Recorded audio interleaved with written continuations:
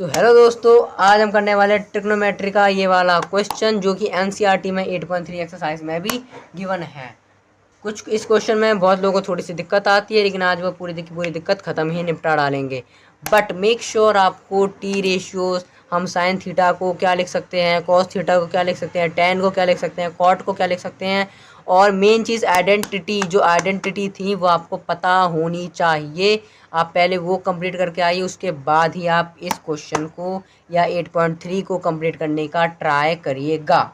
तो आप अगर करके आपको आती है तो आप इसको इस टाइप से करिएगा।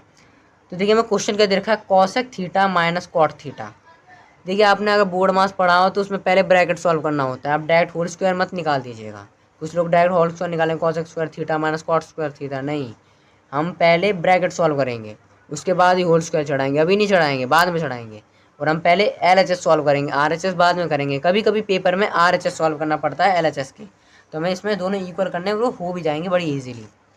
तो देखो, कॉसेक थीटा को हम क्या लिख सकते हैं, 1/sin थीटा लिख सकते हैं।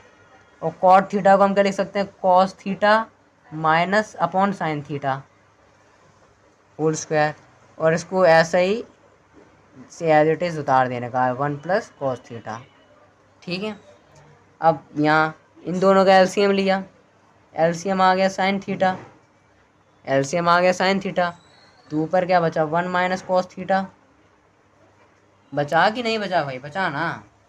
और ये क्या हो गया, 1 - cos थीटा 1 + cos थीटा, ये हुआ। ठीक है, अब ये इतना कर लिया। अब थोड़ा होल स्क्वायर चढ़ाना है, कुछ इस टाइप से चढ़ाना है जैसे मैं बता रहा हूँ अभी। इस पे अलग और इस पे चढ़ा देंगे तो हो ही जाएगा भैया साइन स्क्वायर थीटा। ठीक है, और ये हो गया 1 - cos थीटा, और ये हो गया 1 + cos थीटा। देखिए, अभी होल स्क्वायर एक ये वाला जो होल स्क्वायर है डायरेक्ट नहीं चढ़ाया है, ये वाला इधर चढ़ा है और ये वाला इधर चढ़ा है ब्रैकेट में। ठीक है, तो यही आपने इधर कर दिया, तो हमने डायरेक्ट कर दिया साइन स्क्वायर थीटा। अब देखिए, इधर थोड़ी सी चीज़ है, अगर आपको आइडेंटिटी याद है तो बता दूँ इधर ही। हम एक आइडेंटिटी थी sine square theta plus cos square theta equal में 1 था, ये था। तो हम साइन स्क्वायर थीटा को क्या लिख सकते थे, 1 - cos स्क्वायर थीटा लिख सकते थे, नहीं लिख सकते थे। तो वही अब यहाँ हम लिखेंगे। तो इसका होल स्क्वायर भी निकालेंगे नहीं, 1 - cos थीटा का होल स्क्वायर, और इसको हम लिख देंगे 1 - cos square theta. Sine square theta को हम ये लिख सकते थे ना भाई, ये तो ये लिख दिया हमने, थूक मार के लिखा भाई साहब। ठीक है, अब इसको इक्वल में हमें ये डालना है 1 - cos theta upon 1 + cos theta. ठीक है, अब थोड़ा दिमाग लगाइए, 8th क्लास का कुछ एक चीज़ आएगी इसमें, a² - b² नहीं हो रखा है, ये a² - b² नहीं आ रही है। और हम a - b के होल स्क्वायर को हम a - b ब्रैकेट में और a - b नहीं लिख सकते क्या, लिख सकते हैं ना भाई। यानी हम इस चीज़ को रिकॉल करिए, इस चीज़ को हम ये भी तो लिख सकते हैं ना। इस 1 - cos थीटा के होल स्क्वायर को हम ये चीज़ भी तो लिख सकते हैं, 1 - cos theta multiply 1 - cos theta, लिख सकते हैं नहीं लिख सकते, आराम से। और ये आइडेंटिटी a² - b², 1 का स्क्वायर 1 ही होता है, cos स्क्वायर थीटा।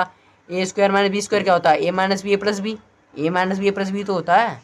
तो 1 - cos theta 1 + cos theta equal में 1 - cos theta upon 1 + cos theta. अब यहाँ पे देखो, ये चीज़ पूरी कट रही है, काट दी बढ़िया तरीके से, कट। अब बचा क्या, 1 - cos थीटा 1 + cos थीटा, और इक्वल में क्या लाना था हमें, ये तो लाना था 1 - cos थीटा 1 + cos थीटा, ये तो हमें इक्वल में लाना था। तो बस LHS इक्वल टू RHS कर दिया, ख़त्म हमने, सिंपल था। बस इसके लिए आपको क्या पता होना चाहिए, आइडेंटिटी पता होनी चाहिए।